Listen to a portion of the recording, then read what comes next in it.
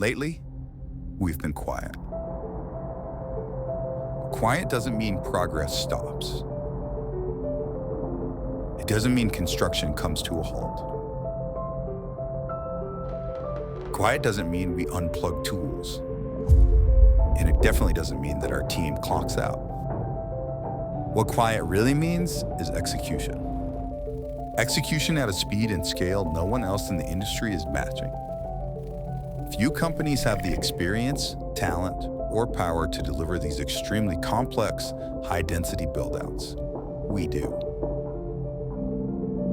Quiet means innovating. Innovating through our next evolution of high-density data centers, engineered for greater flexibility and resiliency, ready for current and future GPU architectures. Quiet means momentum.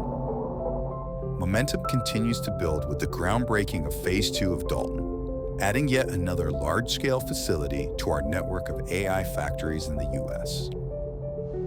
Quiet means delivering. Delivering on our commitments and energizing more high-density data center capacity in 1 year than some operators have built in a decade. So yes, we've been real quiet.